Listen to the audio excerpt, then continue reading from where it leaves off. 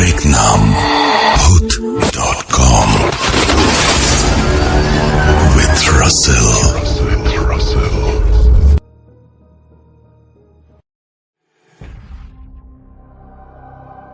Welcome back. আপনাদের সবাইকে স্বাগত জানাচ্ছি আমি রাসেল। আশা করছি আপনারা সবাই ভালো আছেন, ভালোর দলে আছেন। ঘড়িতে সময় রাত 10:36। আমি রাসেল আছি সাথে নতুন একটা এপিসোড নিয়ে। আজকের এপিসোডটি একটা বিশেষ বিষয় নিয়ে। আমরা সবাই তো পার্কিং ইউজ করি, রাইট? আমাদের বাসায় যাদের যাদের পার্কিং আছে, বা আন্ডারগ্রাউন্ড পার্কিং হোক বা যাই হোক না কেন, সেই পার্কিংয়ে কখনো আপনার রাতের বেলায় যদি ইলেকট্রিসিটি না থাকে বা এমনিও কখনো গিয়ে কি কোনো সময় ভয় পেয়েছেন? কখনো মনে হয়েছে যে এই পার্কিংটি ঠিক আপনার জন্য নিরাপদ নয়? করে রাখলে সবার জন্যই ভালো হবে। যাই হোক, আমি আসলে বকবক করলে আপনারা সবাই বের হয়ে চলে যাবেন। আমার যেটা মনে হয় তার চাইতে আমরা বরং ঘটনায় যাই। তবে তার আগে একটু বলি যে আমরা সবাই একটা আতঙ্কের মধ্যে আছি, সেটা হচ্ছে ভূমিকম্প আতঙ্ক। এবং আমরা যতটা বেশি আমাদের নিয়ে চিন্তিত, তত বেশি আমাদের পরিবারের সবাইকে নিয়ে চিন্তিত। এবং মানে এটা একটা অদ্ভুত সিচুয়েশন যেখানে আমাদের হাতে কিছু করার নেই, আমাদের নিজেদের হাতে কিছু নেই। সো আমি যেটা বলতে চাই সেটা হচ্ছে যে এইরকম ধরনের একটা সিচুয়েশনে সত্যি কথা বলতে সৃষ্টিকর্তাকে স্মরণ করা উচিত, এবং সেই সাথে আমরা সবাই মিলে একজন আরেকজনের জন্য দোয়া করতে পারি যেরকম কোনো কিছু যেন না হয়। আমার বিশ্বাস যে এরকম ভয়ঙ্কর কোনো কিছু হবে না, তাই যেন হয়। যাই হোক, আমাদের বাংলাদেশ মানে যতবারই যখনই কোনো না কোনো সময় মানে কি বলবো যে মাথা উঁচু করে দাঁড়াতে চেষ্টা করে, হয় বন্যা না হয় প্রাকৃতিক দুর্যোগে তো লেগে আছেই সব সময়, আমরা এটা দেখে আসছি, তাই না? সো এবার নিশ্চয়ই আমরা সেটাকে কাটিয়ে উঠবো। যাই হোক, কথা না বাড়িয়ে আমি এবার ঘটনায় চলে যাব। আমাদের এখানে বেশ কিছু ঘটনা রয়েছে, আশা করছি প্রথম থেকে শেষ পর্যন্ত আপনারা শুনবেন এবং প্রত্যেকটি ঘটনা ভালো লাগবে। চলুন শুরু করা যাক।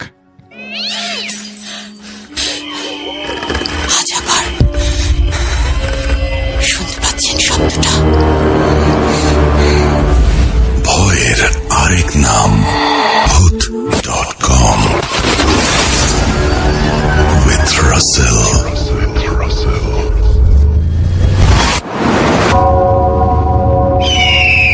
Welcome back. আপনাদের সবাইকে স্বাগত জানাচ্ছি আমি রাসেল। আশা করছি আপনারা সবাই ভালো আছেন, ভালোর দলে আছেন। আমিও ভালো আছি আর ভালোর দলে আছি। বছরের একদম শেষ, শীত পড়তে শুরু করেছে, আর এই সময় জমে ওঠে ভূত.com, আমরা সবাই জানি। আরও একটা খবর আপনাদের জানিয়ে দিই, শীত যখন বসন্তের দিকে এগিয়ে যাবে আর পলাশ শিমুল ফুটবে সারা দেশটায়, ঠিক তখনই 14 ফেব্রুয়ারি ভূত.com এর জন্মদিন। আর সেই উপলক্ষে আমরা চাচ্ছি বেড়ে যাক আমাদের সাবস্ক্রাইবারের সংখ্যা। আমরা যখন গত বছর এই ধরনের কথাগুলো বলছিলাম, ঠিক তখন খুব দ্রুততার সাথে আমরা পৌঁছে গিয়েছিলাম 1 মিলিয়নে। সম্ভব হয়েছিল আপনাদের জন্য, কারণ আপনারা সবাই শেয়ার করেছিলেন আপনাদের পেজ থেকে আমাদের চ্যানেল থেকে। সেজন্য আপনাদেরকে আরও একবার ধন্যবাদ, কৃতজ্ঞতা। আর এইবার আমরা চাচ্ছি যে যখন আমাদের জন্মদিন আমরা পালন করব, ঠিক সেই মুহূর্তে আমাদের সাবস্ক্রাইবারের সংখ্যা দাঁড়াবে 2 মিলিয়ন। চলুন আমরা আবারও একটু সবাই সবার পাশে দাঁড়াই। চলে যাচ্ছি ঘটনায়, যেভাবে লেখা আছে সেভাবেই পড়ে শোনাচ্ছি। আসসালামু আলাইকুম রাসেল ভাই, আশা করি আল্লাহর রহমতে ভালো আছেন। আমিও আলহামদুলিল্লাহ ভালো আছি। আমার নাম হচ্ছে মারুফিয়ান কবির, আমার বাসা হচ্ছে টাঙ্গাইলে। পৃথিবীতে বসবাস করা কিছু কিছু মানুষ যে কতটা নির্মম হতে পারে তা আজকের ঘটনাটি শুনে হয়তো বুঝতে পারবেন। কষ্ট পেলেই অন্যের কষ্ট কি ফিরিয়ে দিতে হবে? আমি না হয় পাপ করেছি, তবে কেন পাচ্ছে আমার পাপের সাজা অন্য কেউ? আজকের যে ঘটনা, এটা আমার এক বন্ধুর সাথে চলমান ঘটনা। আগেই বলে রাখি, আমি চাই ঘটনাটি আপনি স্টুডিওতে পড়ে শোনান। কথা বেশি বলে ফেললাম, ঘটনা বলি। অনেকক্ষণ যাবৎ হয়তো দরজা কেউ ধাক্কাচ্ছে। কানে ইয়ারফোন লাগিয়ে ফুল ভলিউমে আমি গান শুনছিলাম। দরজাটা খুলে দেখি দাদি। রাত 9:20 আনুমানিক। জিজ্ঞেস করলাম কি হয়েছে? কেঁপে কেঁপে বলছে, তোর দাদা বাথরুমের সামনে পড়ে গেছে আর মুখ দিয়ে ফেনা পড়ছে। হায়, তোর দাদাকে ধর। বলে রাখি, আমাদের বাড়ি থেকে আমাদের বাথরুম 20 মিটারের মতো দূরে। আমি এক দৌড়ে গেলাম, গিয়ে দেখি দাদা মুখ নাড়াচ্ছে এবং হাতের ইশারায় কিছু একটা দেখাচ্ছে। মুখ দিয়ে ফেনা উঠে গেছে। আমি দাদাকে ধরে নিয়ে আসতে গিয়ে দেখি দাদাকে আমি এক চুল পরিমাণ নাড়াতে পারছি না। বলে রাখি, দাদা হচ্ছেন একদম চিকন এবং পাতলা একজন মানুষ। তার ওজন আনুমানিক 45-50 কেজির মতো হবে এবং তাকে আমি উঁচু করতে পারছি না। আমি তাদেরকে বললাম, ফিরোজ ভাইকে ডাকো তাড়াতাড়ি। আমাদের বাড়ির সাথে মোট 3টা বাড়ি একসাথে এবং আমাদের বাড়ির সামনে বিশাল আকারের ক্ষেত। আমাদের বাথরুমের সামনে রয়েছে বিশাল একটা বড় আম গাছ। দাদি তখন ফিরোজ ভাইকে ডাক দিতে যায় এবং আমি একটা বিষয় লক্ষ্য করি সেই মুহূর্তে, যে দাদার জুতা দুটি অনেক সুন্দরভাবে বাড়ির নিচে ক্ষেতে সাজিয়ে রেখে দেওয়া, যেন দাদা খেতে নেমেছিলেন এবং তার জুতো ওইখানে রেখে খালি পায়ে বাড়িতে চলে এসেছেন। দাদির ডাকে ফিরোজ ভাই আসলো।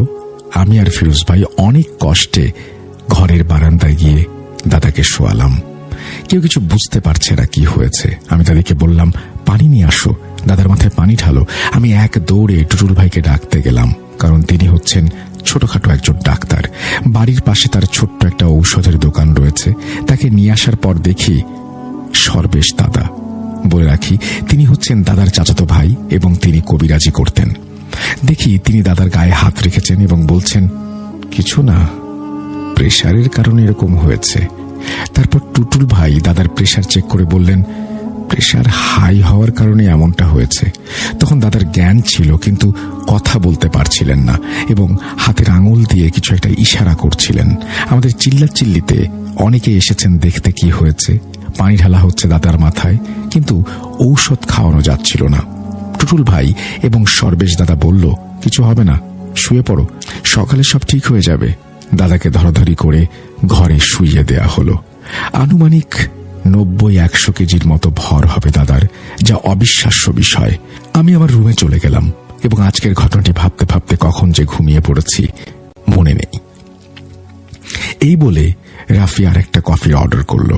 প্রিয় শ্রোতা বন্ধুরা, শুনছিলেন আমার বন্ধু রাফির পরিবারের অন্ধকারময় এক কালো অধ্যায়ের প্রথম পৃষ্ঠা। আমি ছিলাম পড়াশোনার জন্য ঢাকায়। বহু বছর হলো গ্রামে আসা হয় না। ঈদ উল ফিতরের জন্য নানুর চাপে পড়ে আসতে হলো গ্রামের বাড়ি। ঈদের কিছু কেনাকাটার জন্য বাজারে আসছিলাম এবং দেখা হয়ে গেল নানু বাড়ির ছোটবেলার বন্ধু রাফির সাথে। অনেকদিন পর দেখা, তাই আড্ডা দেওয়ার জন্য একটা কফি হাউসে বসলাম।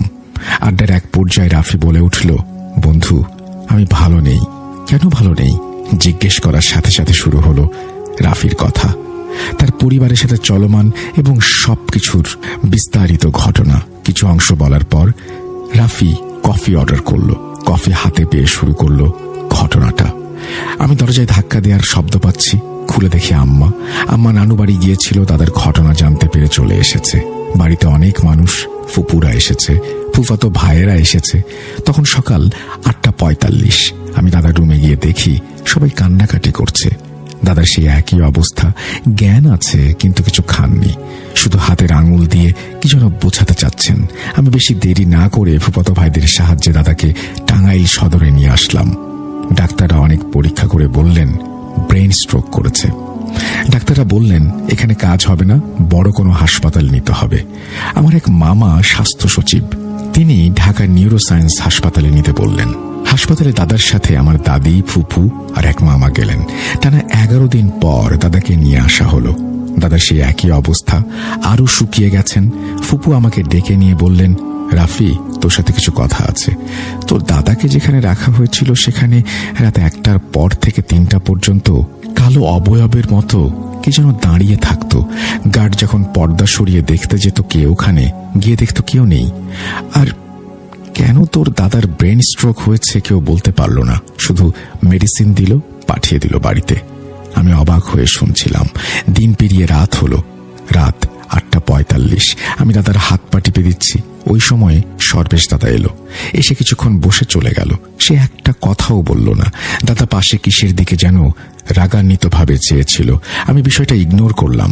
সর্বেশ দাদা যাওয়ার পর আমার ভীষণ ঘুম ধরল। হঠাৎ ঘুমিয়েও পড়েছিলাম। কে যেন এলো, কালো অবয়ব, বলছে তোর বাপ, তারপর তুই, এরপর তোর বাপ, তারপর তুই। আমার শ্বাস আটকে যাচ্ছিল। সাব্বির এক ধাক্কায় আমার ঘুম ভাঙালো। আমি ঘেমে নিয়ে একাকার, মনে হচ্ছে কেউ আমাকে আটকে রেখেছে এক অন্ধকার জগতে। ওই সময় ছোট ফুপু আসলো দাদাকে খাওয়ানোর জন্য। নাকের ভিতর দিয়ে নল দেয়া হয়েছিল, তার মাধ্যমেই খাওয়ানো হলো। রাতে আব্বুকে কল দিলাম। আব্বু আফ্রিকা থাকেন। আব্বু অনেক শক্ত মানুষ ছিলেন, তাই আমাকে উল্টো সাহস দিলেন যেন আমি কষ্ট এবং ভয় না পাই। রাত 2টা-3টা, হঠাৎ চিৎকার। দৌড়ে গেলাম দাদার রুমে। গিয়ে দেখি এক অবিশ্বাস্য এবং অজ্ঞান হয়ে যাওয়ার মতো দৃশ্য। আমি দেখি দাদা শূন্যে ভাসছেন, পাশে দাদি অজ্ঞান হয়ে পড়ে আছেন, ছোট ফুপু এবং বড় ফুপু ভয়ে ঘরের এক কোনায় গিয়ে কাঁপছেন। আমি, সাব্বির, আম্মু জোরে জোরে দোয়া পড়তে শুরু করলাম। হঠাৎ কি যেন এসে দাদাকে শূন্য থেকে নামিয়ে দিল। দাদার কাছে গিয়ে দেখি খাবারের পাইপ খুলে গেছে। বাকি রাতটুকু দোয়া সূরার মধ্যে কাটিয়ে দিলাম। সকাল সকাল এক হাসপাতালে নিয়ে গিয়ে খাবারের পাইপ লাগিয়ে আনা হলো। সারাদিন ঠিক ছিল। সন্ধ্যার সময় আমি বাজারে গেলাম কিছু ঔষধ কেনার জন্য। হঠাৎ ফোন বেজে উঠল আম্মুর। আম্মু বলল, তাড়াতাড়ি বাসায় আয়, তোর দাদা যেন কেমন করছে। আমি তাড়াতাড়ি বাসায় চলে আসলাম। এসে দেখি অনেক ভিড় জমে গেছে আমাদের বাসায়। দাদার রুমে গিয়ে দেখি সবাই কান্না করছে। আমি গিয়ে দাদাকে কোলে তুলে নিয়ে বসলাম এবং সাথে সাথে দাদা আমার কোলে শেষ নিঃশ্বাস ত্যাগ করলেন। বাসায় বেজে উঠল কান্নার রোল। অনেক আত্মীয় দূরে থাকেন, তাই ঠিক করা হলো সকালে কবর দেয়া হবে। দাদার লাশ পাহারা দেওয়ার জন্য আমি, লিটন আঙ্কেল এবং নিশু চাচা রইলাম ঘরে। রাত 1:20। হঠাৎ দাদার লাশ সেই আগের রাতের মতো শূন্যে ভেসে উঠল। আমরা কেউ নড়াচড়া করতে পারছি না। মনে হচ্ছে কেউ যেন আমাদেরকে বেঁধে রেখেছে। দেখতে পেলাম একটা কালো অবয়ব দাদার পাশে এসে দাঁড়ালো। অবয়বটা দাদার দিকে কিছুক্ষণ চেয়ে থেকে আমাদের দিকে তাকালো এবং বলল, এরপর তোর বাবা, তারপর তুই। আমি এক চুল পরিমাণও নড়াচড়া করতে পারছি না। হঠাৎ করে সবকিছু থেমে গেছে। কই সেই অবয়ব? আর দাদার লাশটাও নিচে শোয়ানো। আমি কি তাহলে স্বপ্ন দেখছিলাম? না, স্বপ্ন দেখছিলাম না, কারণ রুমে থাকা 3জনই তো আর একই স্বপ্ন দেখবে না। তারা দুজন বলল, এটা কি হলো? লিটন ভাই জলদি করে মসজিদের ইমাম সাহেবকে নিয়ে আসলেন। তাকে সব ঘটনা খুলে বলার পর তিনি বললেন, রুমে বসে কেউ কোরআন তেলাওয়াত করুন আর যত তাড়াতাড়ি সম্ভব লাশকে দাফনের ব্যবস্থা করুন। অমনি বড় ফুপু লাশের পাশে বসে কোরআন তেলাওয়াত শুরু করলেন। প্রায় 15 মিনিট পর সর্বেশ দাদা এসে এমন ভাবে ফুপুকে একটা ধমক দিল যেন ফুপু অনেক বড় একটা অন্যায় করে ফেলেছে। ধমক দিয়ে সাথে সাথে চলে গেলেন। আমরা সবাই একজন আরেকজনের দিকে তাকিয়ে রইলাম, কিন্তু ফুপু সাথে সাথে তেলাওয়াত করা শুরু করলো আবার। সকাল হলো এবং লাশকে গোসল করিয়ে জানাজা করানো হলো। ঘটনার শেষের দিকে একটা টুইস্ট পাবেন এই জানাজাকে কেন্দ্র করে। রেখে দিলাম এই টুইস্টটি। তারপর দাফন করা হলো লাশটা। লাশ দাফনের পরে মোনাজাত হলো। তারপর বাড়িতে ফিরে আসার সময় সর্বেশ দাদা আমার কাছে এসে বলল, যা চাওয়া হয় তাই পাওয়া হয়। আমি বোকার মতো চেয়ে রইলাম। কেটে গেল 2 দিন। কবরস্থানের পাশে রফিক চাচার বাড়ি। একদিন আমাদের বাসায় এসে বললেন, রাফি, তোমার দাদার কবর থেকে প্রতিদিন মাগরিবের সময় কালো ধোঁয়া বের হয় এবং রাত 2টা-3টার দিকে কিছু একটার শব্দে আমার ঘুম ভাঙে। চোখ চায় কবরের দিকে, দেখি তোমার দাদার কবরের পাশে 2টা-3টার দিকে কে যেন দাঁড়িয়ে থাকে। এবার আমি ভাবা আরম্ভ করলাম, কি হচ্ছে এইসব? কি ঘটছে এইসব? স্বাভাবিক তো কোনো কিছু মনে হচ্ছে না। বিকেলের সময় নানু বাড়ি ইমাম সাহেবের কাছে যাওয়ার সিদ্ধান্ত নিলাম। ওই সময় সর্বেশ দাদা এলো আমার ঘরে। এসে বলল, তোর আব্বু কিরকম আছে? আমি বললাম, আলহামদুলিল্লাহ ভালো। সে একটু ভারী গলায় বলল, আচ্ছা। আমি 7-5 না ভেবে নানু বাড়ি চলে গেলাম। আসরের নামাজের পর ইমাম সাহেবের সাথে দেখা করে সবকিছু খুলে বললাম। তিনি আমাকে নিয়ে একটা কক্ষে বসে কিছুক্ষণ চোখ বন্ধ করে কি যেন পড়লেন। 5-6 মিনিট পর চোখ খুলে তিনি বললেন, তোমার দাদার উপরে কালো জাদু করা হয়েছে। আমি বললাম কি? হুজুর সর্বেশ দাদার কথা বললেন। তীব্র রাগ নিয়ে বাড়িতে আসলাম।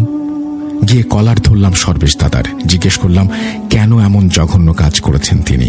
প্রথমে বলতে না চাইলেও আমার রাগান্বিত চেহারা দেখে ভয়ে বলতে আরম্ভ করলেন। আমার দাদার অনেক সম্পত্তি ছিল, কিন্তু সেই সম্পত্তির 10 ভাগের 3 ভাগ তিনি দিয়েছিলেন আমার বাবাকে, আর 7 ভাগ ছিল আমার চাচার। তাই রাগে সেই জাদু করেছে। এমনভাবে কালো জাদু করা হয়েছে যাতে পুরো প্রজন্মই শেষ হয়ে যায়। এইভাবে আমার চাচা মারা যায়।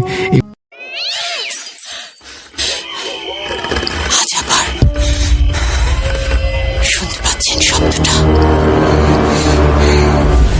ভয়ের আরেক নাম ভূত.com with Russell। ফেব্রুয়ারিতে আমরা আসলে 2 মিলিয়নে পৌঁছাতে চাই। সেই জন্য আপনারা যেটা করতে পারেন, সবসময় যেটা করেন, অনেকেই যেটা করছেন, যারা জানেন না বা যারা এখনো করেননি তারা করতে পারেন চাইলে। কোনো একেবারেই কোনো প্রেশার নাই, জাস্ট রিকোয়েস্ট বলতে পারেন এটা। সেটা হচ্ছে আপনার সোশ্যাল মিডিয়া প্ল্যাটফর্ম থেকে, আপনার ফেসবুক বা আপনার ইনস্টাগ্রাম, আপনার ফেসবুক থেকে মেইনলি আপনি যদি চান তাহলে আমাদের চ্যানেলটি শেয়ার করতে পারেন বা ইনবক্স করতে পারেন আপনার বন্ধুদের, আপনার আত্মীয় স্বজনদের to subscribe to our channel. And যারা সাবস্ক্রাইব করবেন তারা এটাও করবেন, সেটা হচ্ছে বেল আইকনটি ক্লিক করলে আমাদের সমস্ত এপিসোডগুলো সবকিছু আপনারা শুনতে পারবেন, জানতে পারবেন সবকিছু সম্পর্কে। আমরা চলে যাব আমাদের পরবর্তী ঘটনায়। আশা করছি প্রথম থেকে শেষ পর্যন্ত শুনবেন, আমাদের ভালো লাগবে প্রতিটা মুহূর্ত। চলুন শুরু করা যাক আমাদের পরবর্তী ঘটনা। আজ আবার শুনতে পাচ্ছেন শব্দটা? ভয়ের আরেক নাম ভূত.com with Russell.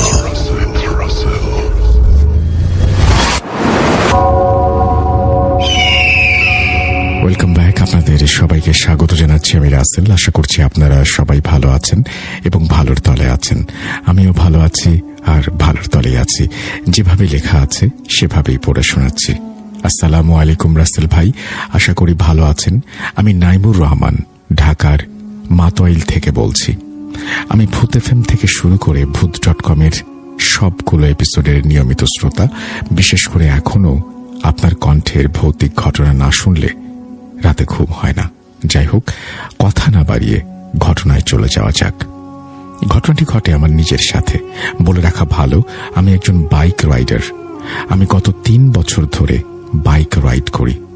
এগুলো বলার কারণ আমার ঘটনাটির সাথে বাইক জড়িত। আমি বিশেষ করে বাইক ট্যুর দিতাম, আর প্রত্যেক বৃহস্পতিবার বন্ধুরা মিলে মাওয়া ঘাটে যেতাম। এমনও হতো রাত 2টা অথবা 3টা যখনই ফোন আসতো বের হয়ে যেতাম ঘুরতে যাব বলে। তারপর ধোলাইপাড় নামক মিট আপ পয়েন্টে গিয়ে সবাই একসাথে রওনা দিতাম। 2022-এর শেষের দিকে কোনো এক বৃহস্পতিবার রাতে বন্ধুরা প্ল্যান করে মাওয়া ঘাটে যাবে। সময় তখন রাত 3টা। আমিও রেডি হয়ে বাইক নিয়ে বের হবার জন্য বাসার নিচের পার্কিংয়ে যাই। আমাদের বাসায় কোনো সিকিউরিটি গার্ড নেই, সবসময় তালা লাগানো থাকে। আর যেহেতু ট্যুর পারপাসে বাইক ব্যবহার করি, সেহেতু আমার বাইকটা একদম ভেতরের দিকে রাখা থাকতো আর সামনের দিকে অন্যান্য গাড়ি থাকতো। আমি বাইক বের করতে পার্কিং এর ভেতরের দিকে যত ঢুকছি ততই গা ভার হয়ে আসছিল। আমি বুঝতে পারছিলাম না, কেমন যেন একটা ভ্যাপসা গরম লাগা শুরু হলো। লাইটের সংখ্যা কম থাকায় পার্কিং এর ওই জায়গাটা অন্ধকারাচ্ছন্ন। কেমন যেন একটা থমথমে পরিবেশ বিরাজ করছিল। এর আগে আমার সাথে এমন কখনো হয়নি। আমি বিষয়টাকে তেমন পাত্তা দেইনি। আমি যখন বাইকের কাভার খুলছিলাম, মনে হলো আমার পেছনে ঘাড়ে, আমার মাথার কাছে কেউ এসে একজন গরম নিঃশ্বাস ছেড়ে যাচ্ছে অনবরত। বিশ্বাস করবেন কিনা জানি না, আমার গায়ের লোম দাঁড়িয়ে শরীর অনবরত ঠান্ডা হওয়া শুরু করে। সাথে সাথে আমি মহান আল্লাহ রাব্বুল আলামিনের শরণাপন্ন হই। ইচ্ছে করছিল পেছনে ফিরে তাকানোর, কিন্তু সাহস পাচ্ছিলাম না। আমি যখন দোয়া দুরুদ পড়তে পড়তে বাইক পার্কিং এর গেটের দিকে নিয়ে যাচ্ছি, তখনই পার্কিং এ পড়ে থাকা স্টোর করা জিনিসগুলো অনবরত কাঁপতে থাকে। মনে হচ্ছিল ছোটখাটো কোনো একটা ভূমিকম্প হচ্ছে। তারপর আয়াতুল কুরসি পড়া শুরু করি। এর মধ্যে আমি পার্কিং থেকে বের হয়ে পার্কিং এর গেট লক করে গন্তব্যস্থলে চলে যাই। সেদিন আর কোনো সমস্যা হয়নি। পরের দিন সকালে ট্যুর শেষে সেম জায়গায় বাইক পার্ক করি এবং ততক্ষণে ভুলে গেছি যে আগের দিন রাতে এত বড় একটা ইনসিডেন্ট হয়েছে। এর মধ্যে 1 সপ্তাহ পার হলো। আজকে বৃহস্পতিবার। অফিস থেকে বাসায় ফিরতে ফিরতে রাত 1টা। আবারও বলছি, আমি বাইক শুধু ঘোরাফেরার জন্য ব্যবহার করি। আশা করি বুঝতে পেরেছেন, আমি অফিস থেকে বাইক ছাড়াই এসেছি। আমি যখন গেট খুলছিলাম তখন পার্কিং গেটের বাইরে ভেতরের দৃশ্য যা দেখলাম সেটা মুখে বলে হয়তো বোঝাতে পারবো না। আমি দেখতে পাচ্ছিলাম একটা লাল গামছা মাথায় পরে কে যেন আমার বাইকের পেছনের সিটে মেয়েদের মতো এক পাশ হয়ে বসে আছে। আমি আবার বাইরে থেকে ভালো করে দেখার চেষ্টা করলাম। শুধু গামছা মাথায় পড়ে আছে। গামছাটা বড় হওয়াতে অবয়বটির শরীরের কোনো অংশ দৃশ্যমান হচ্ছিল না। তবে মেয়েটার মতো করে বসলেও উচ্চতার কারণে আমার কাছে ছেলে মনে হচ্ছিল। একটা সময় আমি প্যারানর্মাল অ্যাক্টিভিটির কথা ভুলে যাই। আমার মাথায় আসে হয়তো কোনো চোর হবে, হতে পারে বাইক চুরি করতে এসেছে। সাথে সাথে আমি পার্কিং এর গেট খুলে ভেতরে ঢুকে আবার ভেতর থেকে লাগিয়ে দেই যেন চোর পালাতে না পারে। এক দৌড়ে বাইকের সামনে যাই, গিয়ে দেখি বাইকের ওপরে কেউ নেই। মাথায় আসছে নিশ্চয়ই অন্য কোনো স্টোরেজের পেছনে পালিয়েছে। সাথে সাথে ফোনের ফ্ল্যাশ লাইট অন করি, প্রত্যেকটা কোণায় টর্চ ফেলি। যখনই আমি বুঝতে পারি পার্কিংয়ে আমি ছাড়া কেউ নেই, ঠিক তখনই ভারী গলায় একটা নিঃশ্বাসের আওয়াজ শুনতে পাই। মুহূর্তেই সবকিছু সেদিন রাতের মতো হয়ে যায়। পরিবেশটা ভারী হয়ে ওঠে। সাথে সাথে এক দৌড়ে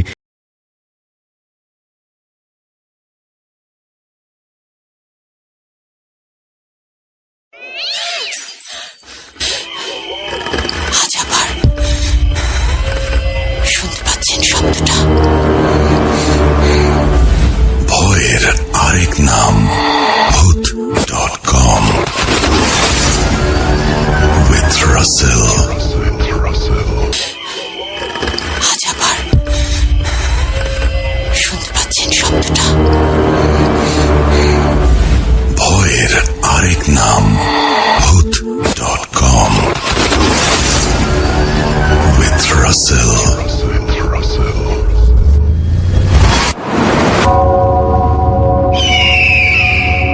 আসসালামু আলাইকুম প্রিয় রাসেল ভাই এবং শ্রোতারা, আশা করি আল্লাহর রহমতে সবাই ভালো আছেন।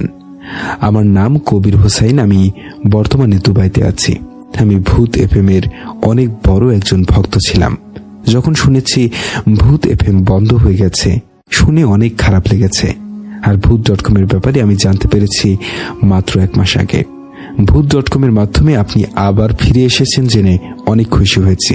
এবং ভূত.com এর জন্য আমি একজন প্রিমিয়াম সাবস্ক্রাইবার স্বাধীন মিউজিক অ্যাপের। আজকে আপনাদের সাথে যে ঘটনাটি শেয়ার করব, এটা অনেক আগ থেকে শেয়ার করার ইচ্ছা ছিল আপনার আগের শোতে, কিন্তু প্রবাসী জীবন ব্যস্ততায় ঘেরা, সময় সুযোগ পাইনি, তাই পাঠানো হয়নি। অনেক চেষ্টার পর তাই আজকে লেখার সিদ্ধান্ত নিলাম। ঘটনাটি আমাদের এলাকার এবং আমাদের বাড়ির সামনের রাস্তায় ঘটেছিল প্রায় আজ থেকে 30 বছর আগে। বর্তমানে রাস্তাটি পাকা রাস্তা, কিন্তু আজ থেকে 30 বছর আগে সেটা ছিল মাটির রাস্তা। আর রাস্তার দুই পাশে ছিল সারি সারি খেজুরের গাছ, আর ঘটনাটি খেজুর গাছকে ঘিরেই। যার সাথে ঘটনাটি ঘটেছিল তিনি ছিলেন একজন গাছি। ওনার নামটা আমি সঠিক জানি না। যেহেতু উনাকে সবাই ওনার বড় মেয়ের নাম শেফালি, তাই সবাই ওনাকে শেফালির বাপ বলেই ডাকতেন। আমাদের বাড়ি থেকে ওনাদের বাড়ির দূরত্ব ছিল রাস্তা দিয়ে হেঁটে গেলে 20 মিনিট, আর বিলের মধ্য দিয়ে গেলে 10 মিনিটের। উনি খেজুর গাছ কাটতেন খেজুরের রসের জন্য। আর তখন ছিল শীতকাল। সাধারণত শীতকালে খেজুর গাছ কাটা হয়। আমাদের বাড়ির সামনের যে খেজুর গাছগুলো রাস্তার দুই পাশে ছিল, সেগুলো উনি কাটতেন এবং এলাকার বাকি খেজুর গাছগুলো উনি কাটতেন। উনি বিকালে এসে খড় জ্বালিয়ে হাঁড়িতে ধোয়া দিতেন, গাছ পরিষ্কার করে হাঁড়ি ঝুলিয়ে যেতেন এবং খুব সকাল সকাল এসে রস পেরে নিয়ে যেতেন বিক্রি করার জন্য, যা আমরাও ছোটবেলায় দেখেছি। অন্যান্য দিনের মতো একদিন সকালে আমাদের বাড়ির সামনে যেই খেজুর গাছগুলো ছিল, ওগুলোর রস নামাতে আসেন এবং দেখেন হাঁড়ি ঝুলানো আছে ঠিকই, কিন্তু তাতে রস নেই। 1 দিন 2 দিন এভাবে প্রায় 1 সপ্তাহ হয়ে গেল।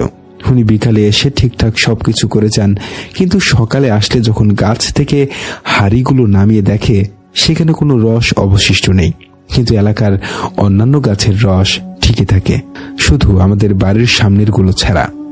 তখন ওনার মনে সন্দেহ হয় কেউ রস চুরি করে। তাই উনি সিদ্ধান্ত নেন মধ্যরাতে উনি পাহারা দেবেন, কে এই কাজ করে সেটা দেখার জন্য বা তাকে ধরার জন্য। যেমন ভাবনা তেমন কাজ। শেফালির বাপ ওই দিন মধ্যরাতে রাস্তার পাশে জঙ্গলে লুকিয়ে থাকেন, কে ওনার খেজুরের রস চুরি করে সেটা দেখার জন্য। হঠাৎ তিনি দেখতে পান কুয়াশার মধ্যে একটি ছেলে পোল আছে, সেটা পার করে যেতে হয়। উনি যখন সেই পোলের কাছে যায় তখন দেখেন পোলের উপর 1 কোমর পানি। উনি এটা দেখে আশ্চর্য হন এবং আবারও অনেক ভয় পান, কিন্তু উনি সিদ্ধান্ত নেন যেভাবেই হোক বাড়িতে ফিরে যাবেন, তাই উনি লুঙ্গি উপর করে মুখে জ্বলন্ত বিড়ি হাতে কাছি নিয়ে পানির মধ্য দিয়ে পোলের উপর দিয়ে এই পাশ থেকে ওই পাশে চলে আসেন। ওই পাশে গিয়ে দেখেন ওনার শরীরের কোনো অংশ পানিতে ভিজেনি। তারপর আজ আবার শুনতে পাচ্ছেন শব্দটা? ভয়ের আরেক নাম ভূত.com with Russell. ওয়েলকাম ব্যাক, আপনাদের সবাইকে স্বাগত জানাচ্ছি আমি রাসেল। আশা